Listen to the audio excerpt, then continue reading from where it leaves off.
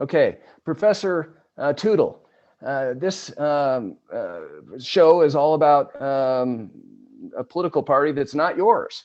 So it's fun to have the star of the show be you 90% of the time. But this time the show's not about you and your professional history and research and political activism. It's about a mutual acquaintance or maybe even a friend of yours, Professor Bloodworth, who's on the show with us. And he's an author. Have you written a book yet, Professor Tootle? No.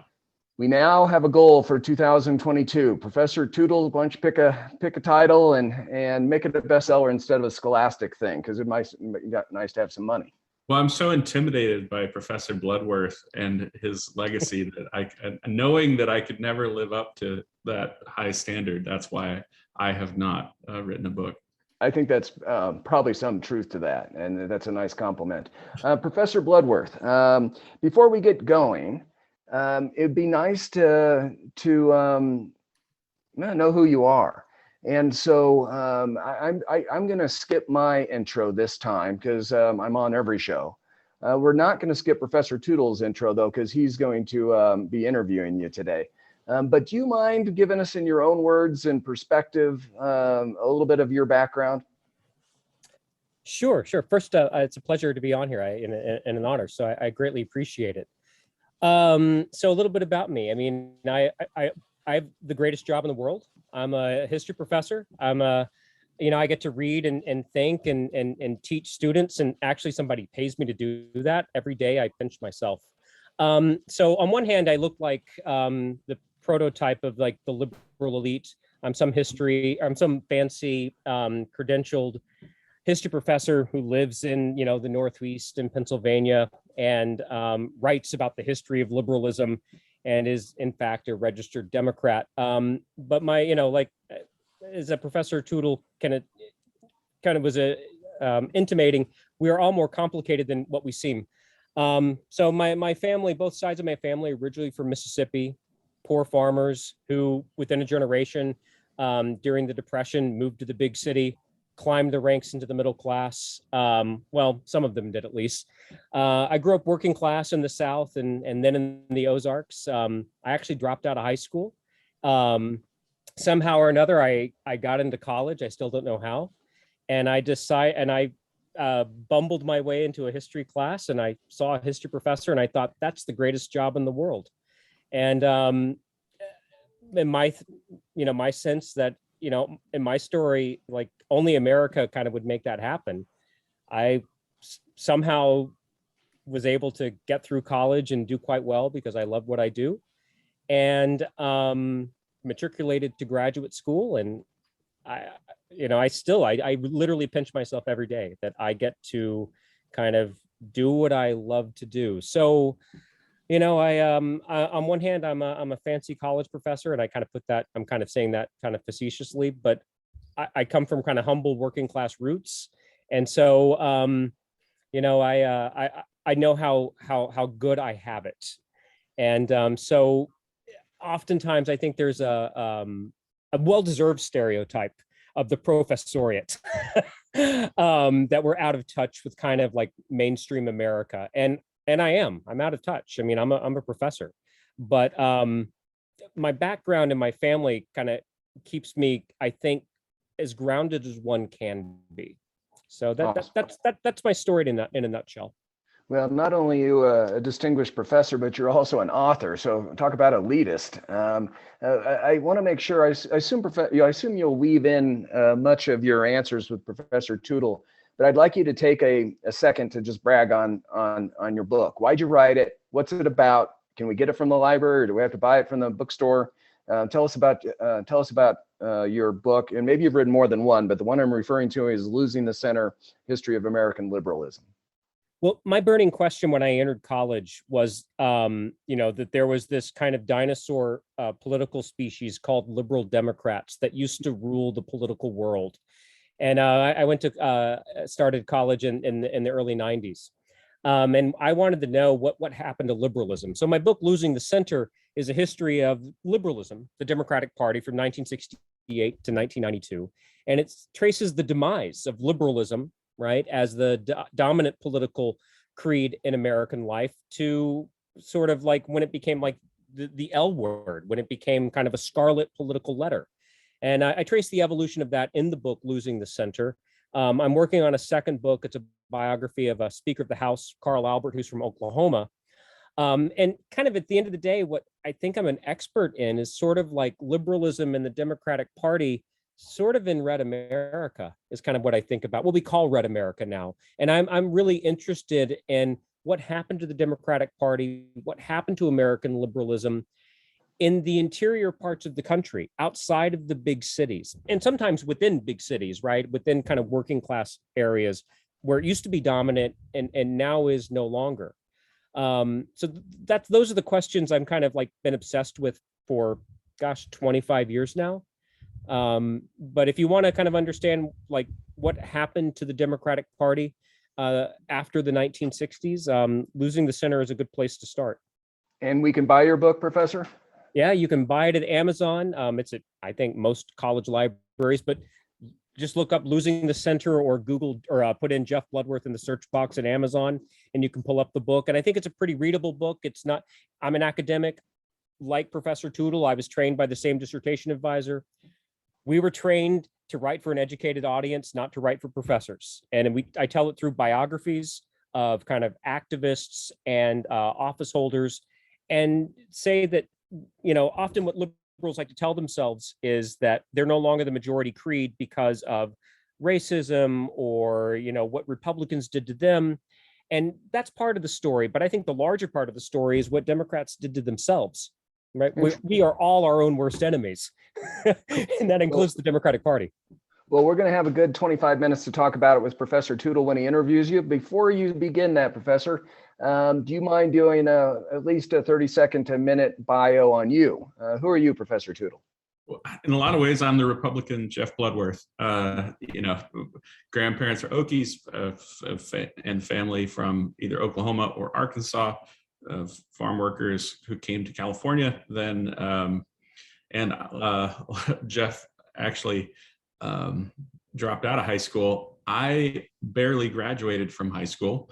I had to run laps in PE, and I remember because I failed civics, and I was failing civics and PE 2 weeks before graduation, and so I had to run laps and take all my AP civics exams the last week of school. But I did manage to graduate from high school, and then, like Professor Bloodworth, found myself getting excited by history and just kind of getting lucky. And I found the same advisor as Professor Bloodworth because I was reading Alonzo Hamby's books when I was an undergrad. And I asked one of my professors, how do I get to this guy? You know, and then we ended up, Professor Bloodworth and I ended up in the same place. And I got there 2 years before him, but you know, in a lot of ways, he was the other side of the coin, and he was, you know, the guy whose family didn't leave the South. You know, so in that sense, and we were studying a similar thing because he was wondering what happened to liberalism, and I was wondering what happened to conservatism. We were both wondering why our side was failing, and that is a question we've both been concerned with ever since then. Well, if you're willing, Professor Tootle, don't start with the failing. Start with some of the great successes of the Democratic Party in whatever way you wish. The show is yours to interview Professor Bloodworth now. Thanks for doing it, Professor Tootle. Well, I guess I'd like to start by saying that, you know, your primary area of scholarship is in the modern era, but what are the sort of eternal elements of the Democratic Party that you would say are the core beliefs from the earliest era, from the founding, that you still find in the Democratic Party today, if at all? Or you could just answer it this way, like what at the inception, what was the ideology or what were the principles that defined the Democratic Party at the time that the party was founded?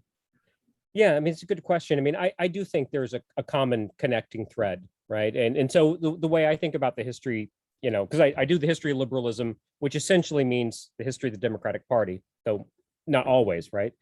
But the connecting thread, I start the Democratic Party. I think of them as the progenitor, right? Is Thomas Jefferson. Technically, the Democratic Republicans technically were not necessarily is not the Democratic Party. It's the successor political organization before the Democratic Party was founded with Andrew Jackson and Martin Van Buren in the 1830s. But the connecting thread is this sense, right? The belief, it doesn't have to be objectively true, is that the Democratic Party is the party of the quote unquote common man or common woman.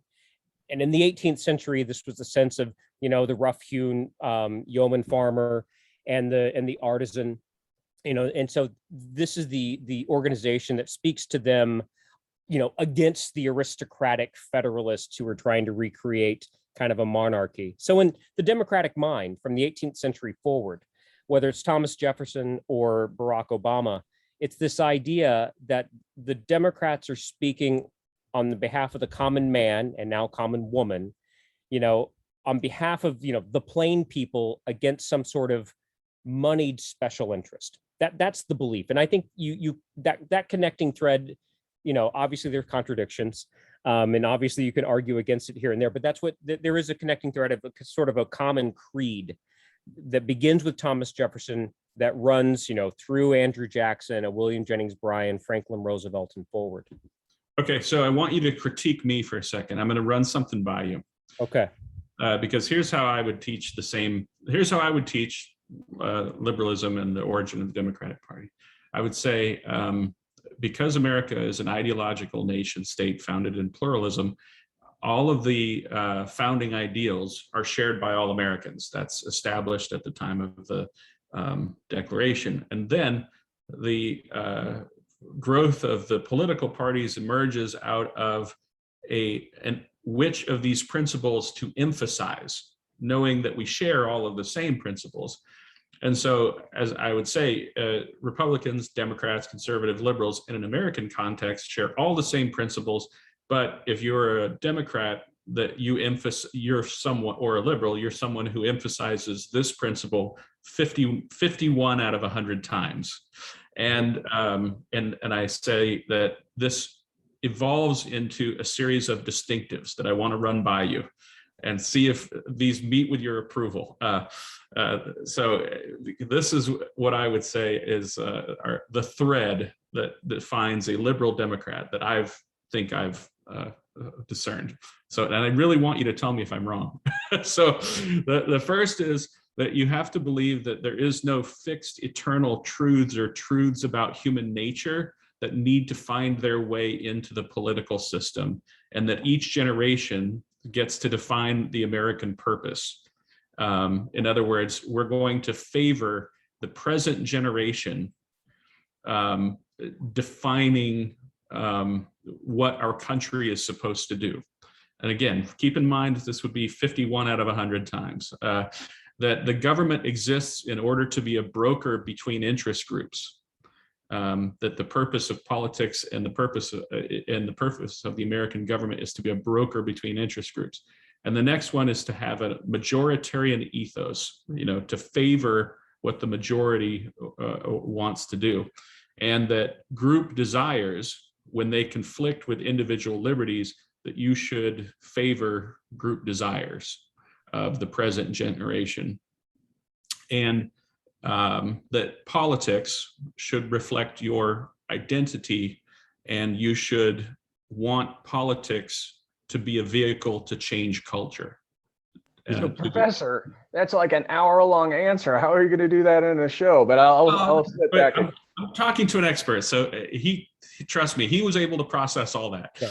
Okay, so I would say the history that not all Democrats, right? You know this as well as I do. In the history of the Democratic Party, right, are not liberalism or sort of a progressive sensibility, right, is really something that only really emerges as a liberal in the 1930s. I think there's some to a lot of truth of what you say. I think throughout the history of the Democratic Party, I don't think you can say those things are true across time. I think you can say, like, since the New Deal, that is probably true of a lot of sort of liberal activists and kind of liberal opinion elites. Of course, a lot of people on the left wing of the party don't kind of believe in kind of interest group liberalism. But I think what you say, I don't know if it's 51 out of 100, but those kind of, a lot of those reigning ideas are embraced to one degree or another by kind of a significant number of elites. Well, right. That is I think that what you describe is a significant impulse within liberalism, but I don't think it's by any means like everyone. But I was thinking about Thomas. What is it that Thomas Jefferson and Andrew Jackson have in common? And you have to say, like, not a lot, right? So that once you start trying to figure out how this thing becomes that, at the time of the founding of the party, that was what kind of drove my list. And I was thinking broadly about what if what we believe is that politics should change culture. How did Thomas Jefferson believe in that? Well, he really believed in agrarianism and that we needed to be a nation of small farmers in order to preserve Republican virtue, and that would be what would create a political culture to make democracy work into the future. And he believed in the perfectibility of mankind, and that makes sense as you transition into Andrew Jackson, who on the surface doesn't seem to have anything in common with Thomas Jefferson, except that they both use that same kind of rhetoric of there is this thing called the people, and we want the people to rule, and democracy itself becomes the ideology. The method is the principle. To put it another way. And so that's how I always describe that early thread. Yeah, I don't disagree with that. I would put it in different words, and maybe we're kind of in the same kind of arena.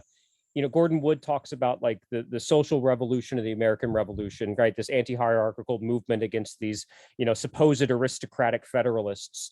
And Jefferson being the lone founder who was in concert with the social revolution of the American Revolution.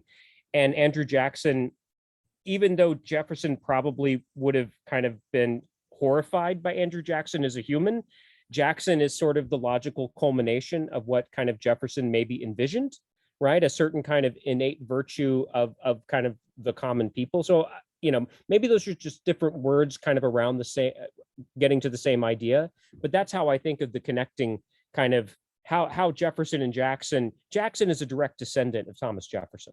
Yeah. And yeah. So, and then keeping that in mind, the thread that I would then follow into the 19th century is that it becomes, even through the Civil War and the years immediately after the Civil War, you'd say, well, you have factions of the party that are seem to be evolving in completely different directions. How is it that what are the principles that we could use to describe this thing where the issues seem to be the exact opposite? And that's where I got that sort of majoritarian ethos. And that's the only thing, and a commitment to democratic processes as being the thread that connects that sort of first era of Jefferson, and then into Jackson, to that next era where we are, we have the rise of populism and the agrarian movements of the late 19th century that mostly find their way into the Democratic Party into the late 19th century. So I don't know. What do you think? Am I? No, I mean, it's, the Jeffersonian strain of the 19th century in my mind, is the century of Thomas Jefferson. Like, I mean, his ideas become the dominant ideas, I think, of kind of 19th century American democracy. Even if Republicans are winning elections after the Civil War, I think the 19th century belongs to Jefferson, for good or for ill. And it is that the common people kind of impulse that, as you're correct, the Democratic Party has always been what it is now, riven with factions. terribly inconsistent, but the binding force is the belief that the party is speaking on behalf of kind of the plain people. Even when the Democratic Party is controlled by the planter class or anything except the common people. So is Woodrow Wilson the lightning bolt, the stake in the ground, the thing that takes the party and summarizes where it had always been and then takes it in a new direction? Or I guess I'll throw it out as a question. What is Woodrow Wilson in the history of liberalism? Well, that's a really good question. So let's go back a little bit. We think of like William Jennings Bryan is obviously working in the tradition of the Democratic Party from Jefferson to Jackson, and William Jennings Bryan is this kind of next, this celebrity figure who fits a kind of a democratic archetype of speaking for the plain people, and kind of plain spoken, in a plain spoken manner. And Woodrow Wilson, right, is he's this professor turned university president. He's the archetype of the 20th century egghead liberal who is speaking on behalf of the American people, but not necessarily in the words that they would choose and emphasizing the issues they might agree with, sort of like, ruling and governing in a paternal sense at times, and not always, but at its worst in a way that's on behalf of the common people, kind of quote unquote for their own good. And I think I would just say, I always describe it this way, because I have my classes, we'll read Cross of Gold, but we'll also read an excerpt from the first chapter of The New Freedom. And when you look at what's actually in there, New Freedom is just as conspiratorial as Cross of Gold. He's just using bigger words. So again, I guess, am I being fair to, I think I'm agreeing with you, but am I being fair when I say that, the New Freedom is a more sophisticated and using bigger words version of the Cross of Gold? In terms of the underlying, I guess I would say like underlying economic assumptions about the way the world works.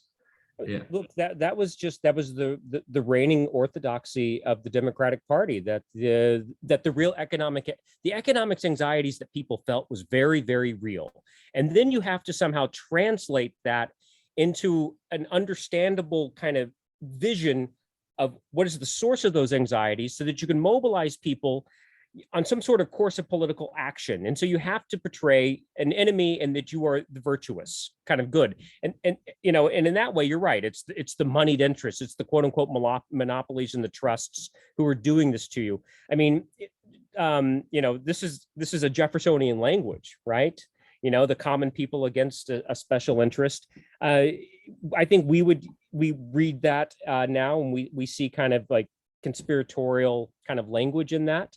But they were just taking kind of commonly held assumptions and putting it in the vernacular of voters so that they could win elections. And it reached conspiratorial now. Yeah. But I would say that's the role of a statesman, right? I mean, and because these, they weren't liars. Woodrow Wilson actually believed this stuff, and William Jennings Bryan actually believed this stuff, and he thought he was describing the truth and summarizing the truth in a way that would be that would lead the public where they thought the public needed to go.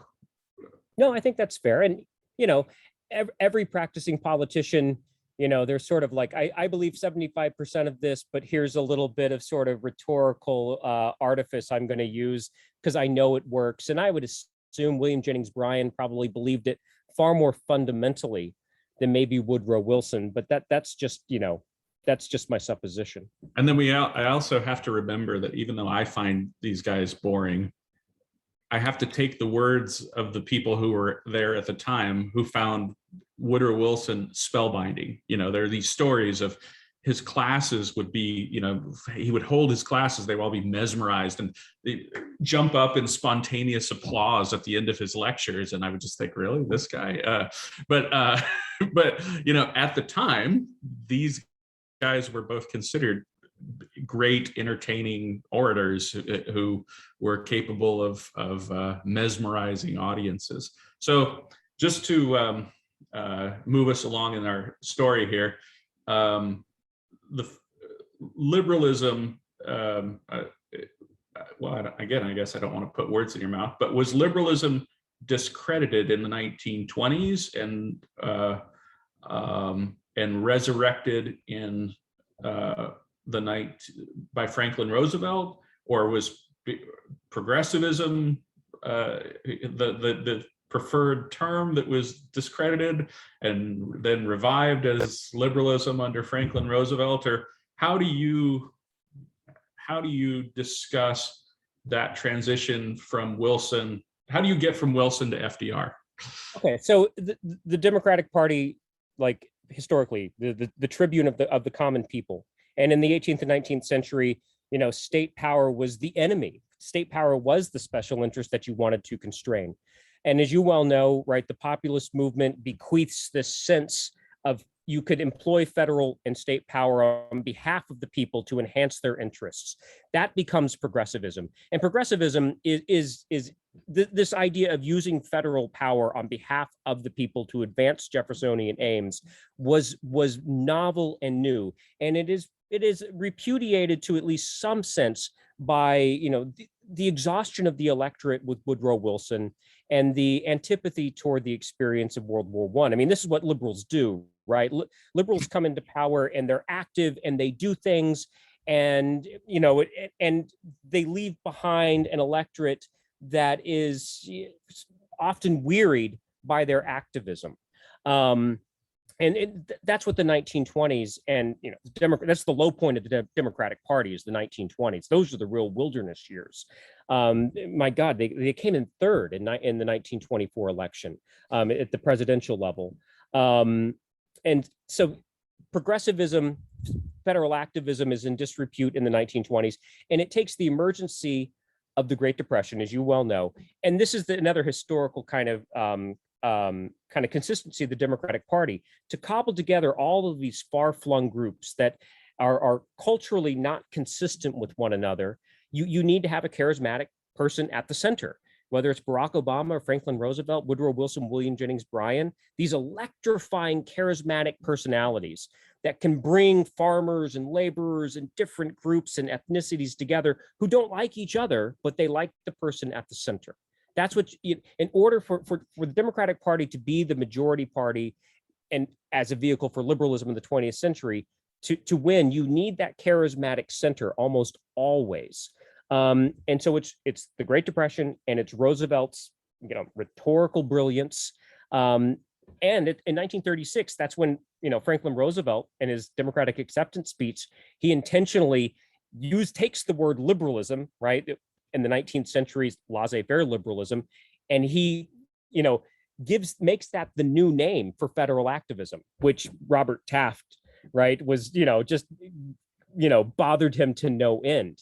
And so it's in the 1930s where Roosevelt makes federal activism under the term liberalism the majority creed. And so coming out of World War II, was the Truman administration a consolidation of this Rooseveltian liberalism? You just see him as like the tail end of Roosevelt, or is Truman different for you?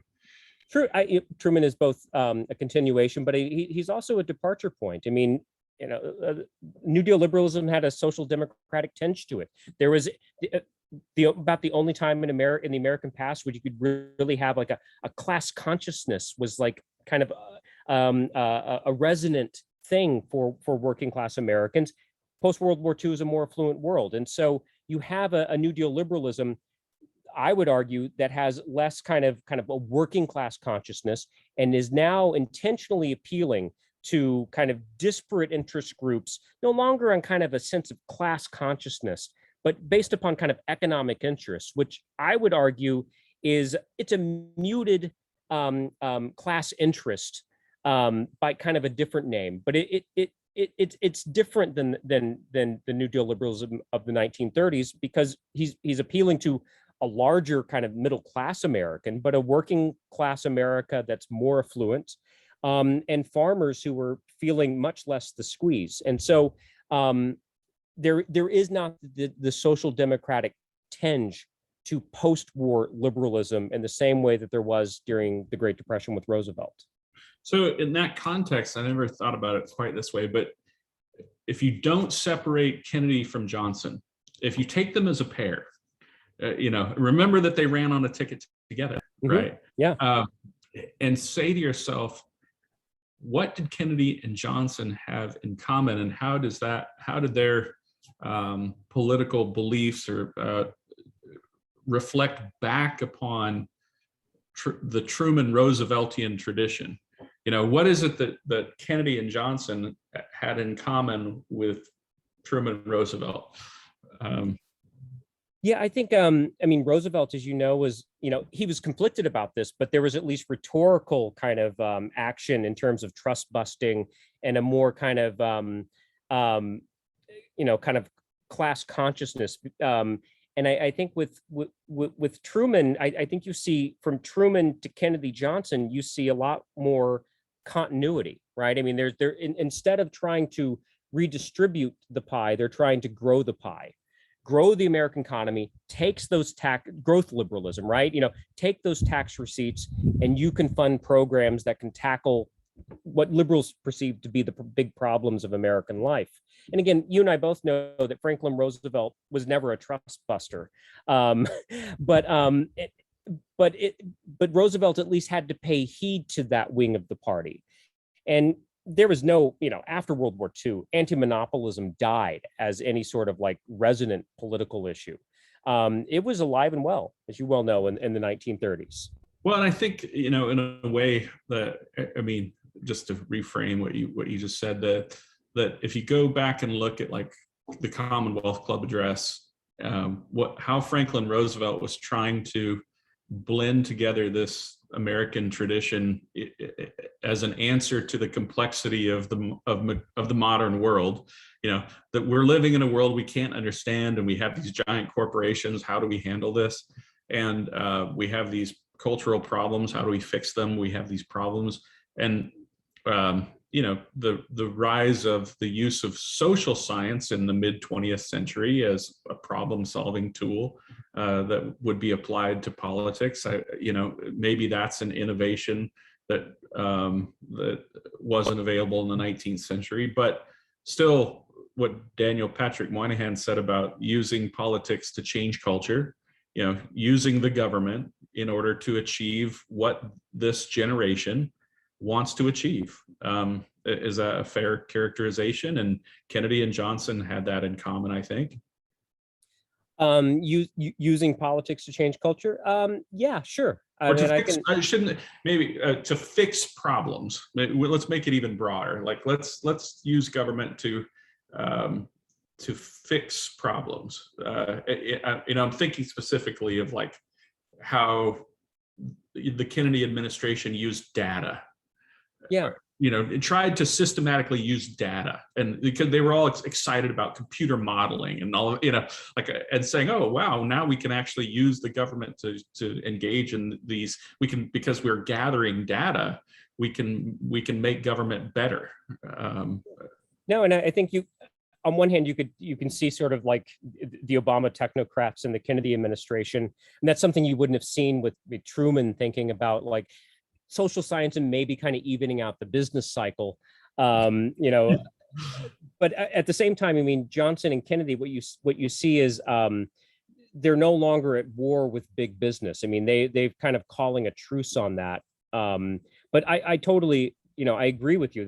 That is the liberal impulse, is to, using ideas and at times experts and the power of the state to, in their minds, help the United States kind of achieve its founding ethos of kind of, of an more egalitarian America. So by the time we get to the 60s and 70s, are we looking at an exhaustion because of the dramatic events of the late 60s that gets blamed on activist liberalism. Yeah, I mean, there's two things. I mean, I think any party that was in charge in the late 1960s would have taken a drubbing at the polls. Okay, but at the same time, you have a Democratic Party that, even if you have like Woodrow Wilson and John Kennedy, you have sort of like experts and eggheads and data-driven technocrats. You always had a working class base that controlled the local and state party machineries, and their issues and ideas filtered up. I mean, you have a Democratic Party where the common people had a lot of power within the party. In the late 60s, the rise of middle-class professionals, what you find is like state and local party machineries are marginalizing kind of working class voices. And, my kind of cute thing about Woodrow Wilson kind of, acting on behalf of what they think is in the better interests of working people, it becomes even more so in the 1970s. And so I think the electoral problems of liberalism in the 1970s is more about the Democratic Party was not tackling the problems of the 1970s in a way that was consistent with the ideas and values of their own voters. Okay. Yeah. No, agree wholeheartedly. Now we're up to your book. So this is the part where I say we're going to open this up to questions in 5 minutes. So summarize your book in five minutes. I think I can do it in less than that. Okay. But, it's I call them new politics liberals. Not a term I coined, but these upper middle class professionals, motivated by the civil rights movement and the Vietnam War, they took a more, understandably, if you live in the 60s, how could you not come out of the 60s with a more jaundiced view of American society? I mean, what you're watching on television in the Deep South and in the North in terms of civil rights, what you're watching on television in terms of in reading the newspaper of the Vietnam War, I think it's understandable that people would come out of that era with a more jaundiced view of American society. They become activated, they move into politics. Before the 60s, liberals were often Republicans. They move into the Democratic Party almost wholly in the 1970s. They take over the state and local machineries, and they imbue it with sensibilities and issues that are going to run afoul of their working class voters. They might agree on economic issues. They might agree on full employment. They might agree on national health insurance, right? But they're going to disagree on things like busing, about the projection of American power abroad. And the story of the Democratic Party since the 1970s has been one in which liberal elites, because there is such a thing as liberal elites, and it's the folks who control the local and state party machineries, running afoul consistently of the working class voters, and often the white working class voters that they represent. And what we saw in the 2020 election, I mean, you saw a swing of Hispanic voters, working class Hispanic voters that moved from the Democratic Party and Hillary Clinton in 2016 to Trump.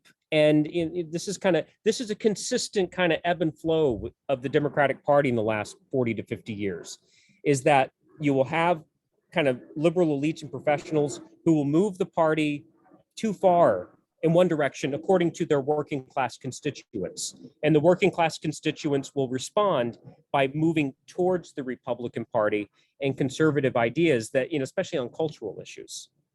And so my book is a story told through representative figures of the capture of the Democratic Party. And I would argue how the Democratic Party has lost a lot of its working class sensibility and working class base. It's ironic. I often get this book and myself kind of is seen as like a right wing or a conservative book, and I think it's not that at all. And it's in my other book, my second book on Carl Albert, it's about trying to tell a story of a Democratic Party and getting liberals to connect back to a working class base, which is the whole history and impulse of the party. After all, what is the Democratic Party if it's not the voice of the common people?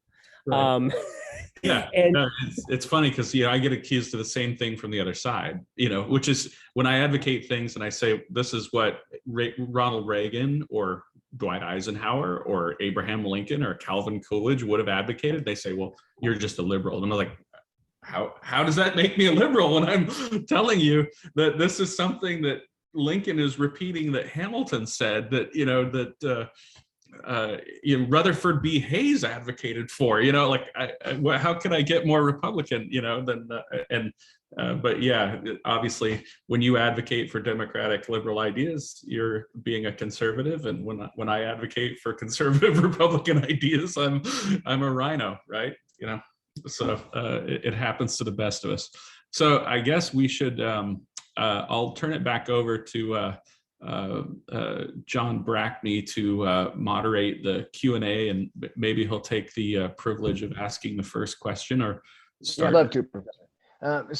Professor Bloodworth, I don't think I could ever be a Democrat. Not because I don't like Democrats. I have a ton of Democratic friends, but the principles of the Republican, I'd like to see if you can shout out a couple current day principles that resonate. If you're trying to get the party to grow, which you may or may not be, but if say you are, you're going to counter a guy like me saying limited government at the lowest level possible, limited taxes, private property rights, personal responsibility. I mean, these things are just like core things of the Republican Party. But I'm not a Republican now, but you just can't take that away from me. I love those things. What do you love about the current Democratic Party? And allude to a little bit about the future of the Democratic Party. Then everybody else can ask questions. Well, I mean, you're a conservative, and so, you know, those ideas probably, you know, wouldn't fit well with, you know, 20th century liberalism. Not that they're bad ideas, right? You're not my enemy. We, you know, I think when we argue, we come up with better ideas. But so you're asking me, like, what are some of the core democratic principles? If you've identified core Republican principles. So I would say using the power of government to enable equality of opportunity. I'm not an equality result person. I think you can pick your spots smartly to use the power of government to increase equality of opportunity and social mobility. You know, there have been, and so I don't think all government activism is good, but I think that's a core liberal principle. I would point to another core liberal principle of a liberal immigration policy. I know that's drastically out of fashion, maybe on both sides of the political aisle, but you know, I think I don't believe in open borders, but I most definitely think that a robust number of immigrants makes America economically stronger. I mean, I think it's the source of America's economic vitality. You look at the number of founders of Fortune 500 companies, a huge proportion are either immigrants or children of immigrants. But you know, core liberal ideals, I would just say, is using the power of the federal government to enhance equality of opportunity and to promote democracy across the globe. I'm one of the last kind of staunch liberal interventionists. We've seen excesses and failed ventures abroad, but I think American power used abroad since 1945 has made the globe more stable and brought millions of humans into, you know, the sunshine of democracy and human rights. Look, can I have a pass at this? I want to try and see if I can convince John Brackney to become a liberal Democrat. All right. So here's the best argument I would make if I were trying to convince someone to be a liberal Democrat. The first thing is that the world is so complex today, and the corporations and international finance, the media environment that we live in today is in fact so complicated. And we are inundated with so much information that needs to be filtered that it is almost irrelevant what sort of fixed truths we know about human nature. We need to accept the world as it is and shape our politics around the present reality. And that, yes, the old-timey times, it mattered a lot, the protection of individual liberty. But in the present reality, because of the increasing complexity of the world, our government can only effectively deal with and be a broker between interest groups. And that if we are going to be making decisions, the most effective way is to use the government as the most effective means of being a good broker between these powerful interest groups. And it's the complexity of modern society that requires the government to do that. And by the same token, accept the reality that people define themselves and want their politics to reflect their identity. And all the Democratic Party is doing is accepting the reality of the complexity of the modern world and how human beings now want to present themselves. And thus, you should all be liberal Democrats. And so my political science degree is worth something.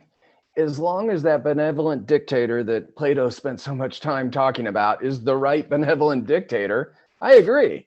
But it just, where are those proven out in society? Well, see, I knew you were a closet liberal. I just proved it to the world. Right. Let's keep going, though.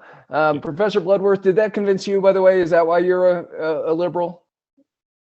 I don't know about the complexity of society. I guess I would say, the rise of kind of big business and corporations, for instance. I mean, I think there is an argument that you need government regulation.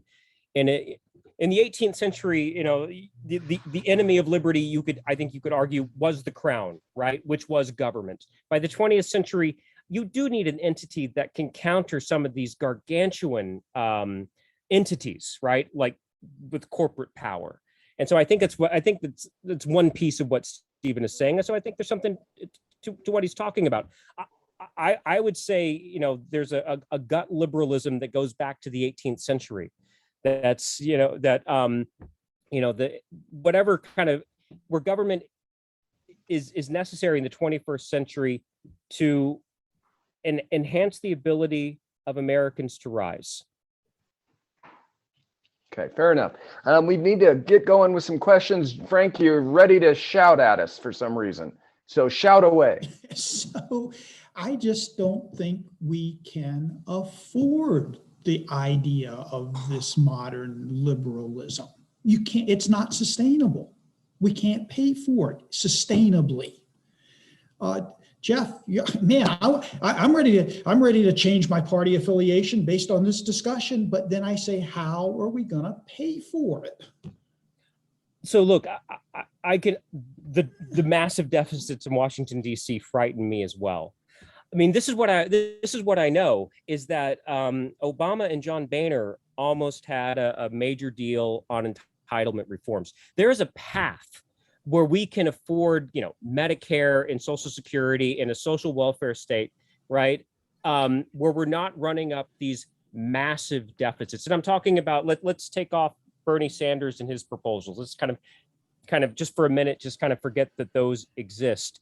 The past does tell us, I mean, Bill Clinton left behind a balanced budget.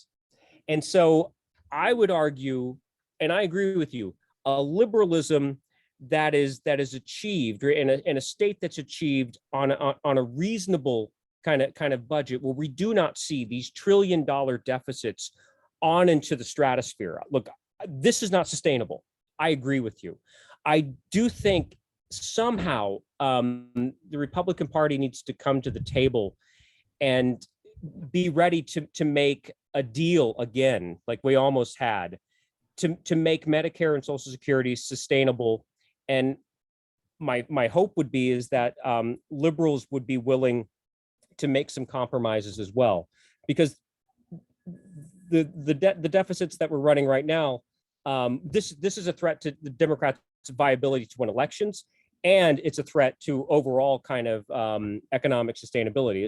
It's just not sustainable. But there have been Democrats, there have been liberals in the past who have been able to do this on a budget. let me again agree with Professor Bloodworth here and say that there was just a study that, released last week and I read it on the Dispatch, showing how you could make entitlement spending affordable. And essentially, in most cases, what you need to do is just not make these things universal. Like stop giving it to rich people, and that would handle a lot of the growth of some of these programs. But I would just say that, my own conservatism, I always say, like, if the cost is a big deal, but I would be against this stuff even if I'm a conservative, because I'd be against it even if it didn't break the budget. Like, so if I thought that this stuff worked, I'd be for it. But I just don't think it works. But Jeff's absolutely right that all of these programs could be made affordable and manageable, and Bill Clinton demonstrated that. So you shouldn't necessarily let, I shouldn't say this. How should I phrase this? I think your political principles should maybe be based on something a little bit deeper than whether you can afford something or not. And think about whether it's a good idea or not, because on a purely technocratic level, like, yeah, we can afford this. There's a way of making it affordable. Student loan forgiveness is a classic example of this, right? Just don't give it to rich people and it becomes a rounding error. And totally legit, or I shouldn't say legit, but affordable in the context of a giant federal budget. Who's up next? Bart, Jake, Jason, you've been typing a lot. Do you want to ask one verbally, or do you want us to address a question?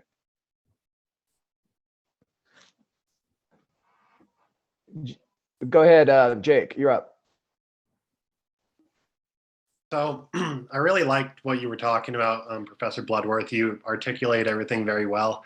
I just had a question. So these ideals that you talk about how the Democratic Party could, redeem itself and go back to its roots and make itself, work more for the working class.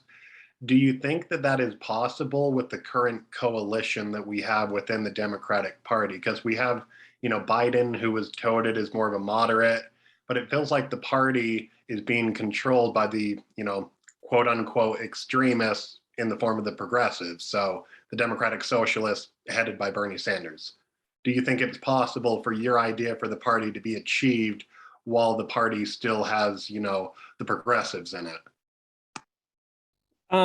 Look, how I see this is that whenever the moderates and the progressives kind of like have a battle, the moderates always win. The squad is what, 6 people? The progressive caucus in the House is like 90. I mean, it is quite powerful. But I would argue the grown-ups are still clearly in charge. Now, the moderate wing of the party has most definitively moved left in the last 20 years.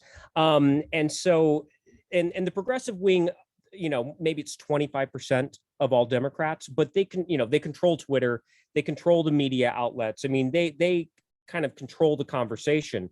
And the challenge is that, like defund the police. I mean, that's the kind of stuff where it antagonizes the Democratic base. And so the challenge is for the Democratic Party to get back more in touch and tune with its working class base, is to somehow manage a progressive base that controls kind of the lectern, right? That's what people hear. They don't actually control the party, but that's what they hear. It's been a 40 to 50 year kind of slide towards this. And, I would like to be optimistic, but it's a continual battle, because the progressive wing of the Democratic Party is significantly out of sync with working class Americans, working class non-white Americans, mind you. And so I don't know what the outcome is going to be, but it's a constant tug of war. So both professors. Go ahead. Both professors. I think the Republican Party is in a complete all-out war with each other. A lot of folks like me have stepped away from the party, but I am telling you, more and more people across the country are going unaffiliated and don't have loyalty to the Republican Party. And I predict the Democratic Party is 5 years behind the Republicans, and the same darn thing is going to happen. There's going to be some kind of new party or split. It just has to be. Each party is irreconcilable with each other. Agree or disagree to both of you? Stephen, you want to go first? Well, I was going to ask this, in a way, like I'm more interested in what you say on this issue, because I was thinking about this as you were talking. What do you think the two or three greatest challenges to liberalism within the Democratic Party? Where do you think the two or three greatest areas of concern are within the Democratic Party to liberalism within the Democratic Party? 2 words: white liberals. I mean, wokeness and white liberals, well-intentioned white liberals who are radically out of sync with their non-white working class base on most issues that are not economic. I guess, and maybe look, I'm an optimist by nature. I look at a Democratic Party where the progressives, they just lose. I mean, Bernie Sanders and Elizabeth Warren got embarrassed. I mean, in the Democratic primaries in 2020. I mean, Elizabeth Warren came in third. It was, I mean, in her own state. So the irony is the Democratic Party becomes more black and brown. That's where the moderate votes are. And that's the growing number of Democrats. I mean, you saw it in the New York City mayoral election. The defund the police candidate came in third. It's the Democratic. I don't think the Democratic Party is gonna split apart. I mean, the moderate wing is the largest sector. It's just you don't hear it. They're not on Twitter. They're not on MSNBC. They don't have any sort of what they need is to have some sort of organs of power. I mean, David Brooks and EJ Dionne. You have to listen to PBS, right, and NPR to hear him every once in a while. But that's the threat to the Democratic Party is kind of white liberals and kind of wokeness run amok. But we've seen this before. This happened in the 70s. Yeah, and I see this sort of mirror image in the Republican Party that both parties right now have if I'm being blunt, they've got a group of wackos who are running amok. And right now, we happen to be in an era where in the Democratic Party, the wackos aren't in charge, but in the Republican Party, they are. But at different times, wackos have been in charge of the Democratic Party. So, agreed. But right now, you have two parties that need their wacko wing in order to win. But if they want to become the dominant force in American politics, they have to reject that wacko wing. Which one of them will figure it out first? And in order to, which one of them is going to reject the radical 15% in order to grab the 30% that's up for grabs? It seems to be the equation that neither party is willing to engage or put a plan into action in order to achieve. No, I agree. I agree totally. I know if anyone reads Rui Teixeira, who wrote The Emerging Democratic Majority famously in the early 2000s, he has on Substack, The Liberal Patriot, and he's an analyst and political pollster who makes that exact argument. And there are lots of powerful voices within the Democratic Party. They're not on MSNBC. They're not, on Twitter. They're not on podcasts all the time, who are making that argument. I'm not going to say it's going to happen, because if you want to raise money to run a congressional campaign, it's so much easier just to be an AOC acolyte. But I would argue, where's the Democratic Party growing? It's working class base. They're losing the white working class. but it's, brown and black working class voters, and they aren't woke. And so I don't want two parties that are dysfunctional. I want a Republican Party that I grew up with. I grew up in a Republican household. My favorite people in the world are Republicans and conservatives. But I'm on that list, by the way. Yeah. Most I like definitely. at least number like 13. It would be wrong if I was higher in the top 10, but I want to be like number 13 on your list of favorite people. Lucky number 12. Yeah, 12. Okay. I don't think the Democratic Party is going to be taken over by the woke wing of the party. We will see who's going to replace Biden, because that's important, and replace Pelosi. But I'm not as pessimistic about the Democratic Party as the Republicans. Yeah, and I would agree, because I think the Democrats have a slightly easier path back, because if there was a Democratic politician that was able to, just essentially do what Bill Clinton did, just say, I'm going to reject this and go for this, and anytime this other like wackiness pops up, I'm going to always say no to it. I'm going to draw this line and say I'm pro-police and I'm pro-teacher and I'm on cultural issues. I'll go this far, but not this far. And you have these other institutions in our culture that are just waiting for that figure. The media and universities and entertainment industry will all jump on board tomorrow if someone even close to this emerges. Whereas, well, I didn't mean to interrupt you. Finish your statement, Professor. Oh, I was just going to say, whereas poor George Bush, the first George Bush, no matter how good of a statesman he is, the media is going to write a story about him not understanding the scanner at the grocery store, when that's just a lie. Like, in other words, we don't get that same benefit of the doubt from Hollywood and universities and the New York Times. So I would say, like, where it does seem like the path is wide open for a Democratic politician in that mold. That makes sense, Professor, but mark my words, especially you, Professor Bloodworth, it's not the moderates that are going to abandon the Democratic Party. It's the Bernie folks or the woke folks. Or I'm telling you, there's two main groups of my friends that are really angry. They're angry every single day. They post on Facebook every day. And that's a bunch of Trump Republicans that are just mad at all sorts of people, me and Democrats.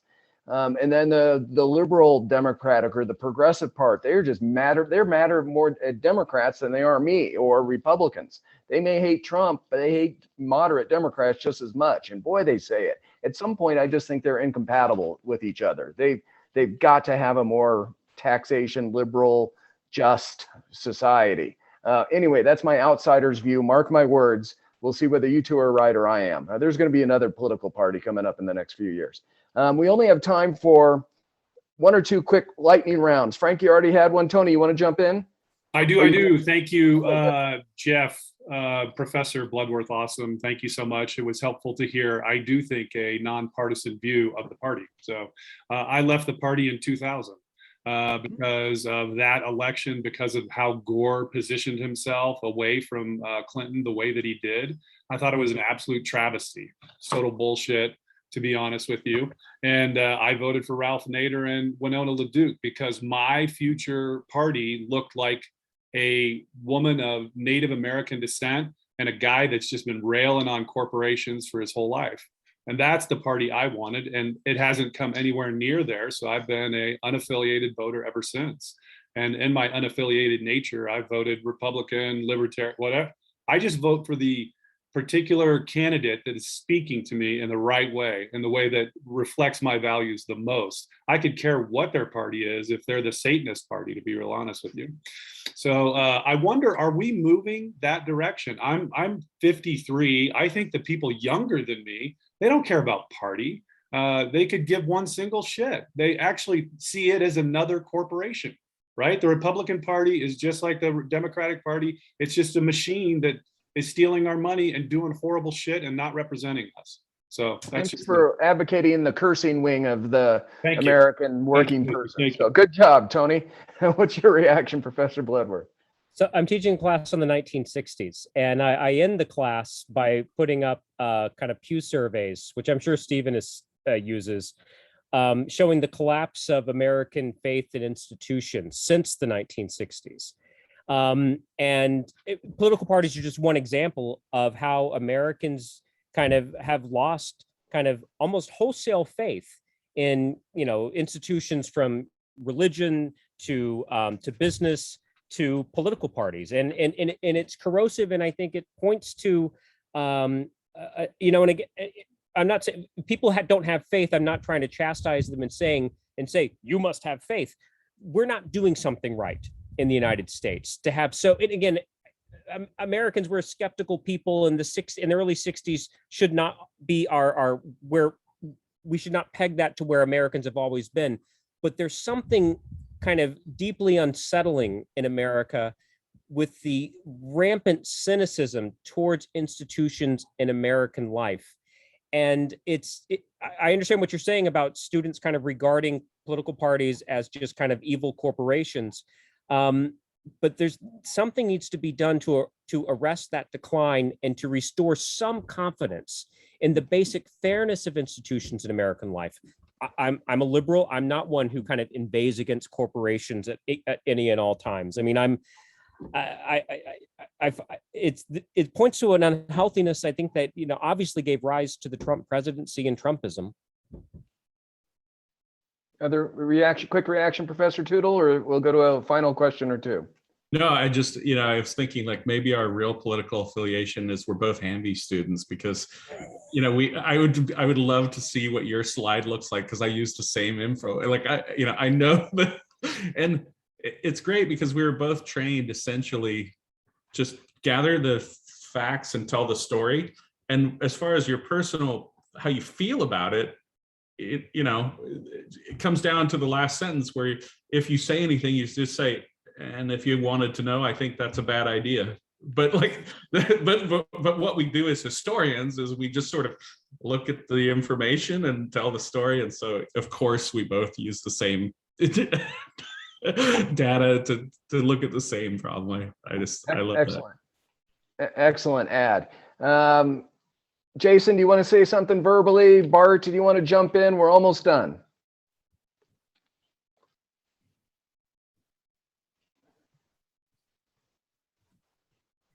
Bart, you're okay. Jason, you're okay. Everybody good? Okay, so just to finish this out, Professor, you've heard Professor Tootle, who's a great admirer of yours, lead you through some major presidents as a stereotype of what we should be thinking about happened in the Democratic Party. It's odd, though, Professor Tootle, and I don't mean to be insulting. I don't actually care about those presidents. So it was an interesting, to me, a little more academic. I guess maybe I'm a street fighter or something. Maybe I didn't do well in college and law school. Professor Bloodworth, give us the summary of today's interview and discussion. What happened? What would you like us to take away from Professor Tootle's thought process through in layman's terms? What are people going to hear from this if they are smarter than me? I hope that they'll kind of understand to not listen to the stereotypes of what a liberal and the Democratic Party is. We need to listen. This is what Stephen says also, like how do these parties and individuals define themselves? And that's the definitions we need to use. And the Democratic Party defines itself as the party of sort of the common man and the common woman. And that is a thread line from Jefferson through Biden. And so we should try to, if you're a liberal, you should try to understand the history of the Republican Party and conservatism by listening to responsible Republicans and responsible conservatives, because it's, in the 21st century, we can all go to our favorite podcast or our favorite website and, we can own the libs, or, like discredit the conservatives. And that's just not intellectually honest. That's what I learned in graduate school, is that the great ideological war of the 20th century on the left was, were you willing to disavow the communists and the left and the left for violating human rights, even if they did provide national health insurance to their own population, right? That was the test. And it's about, to try to be, to maintain your intellectual integrity, even at the same time you're trying to promote your ideas in the political arena.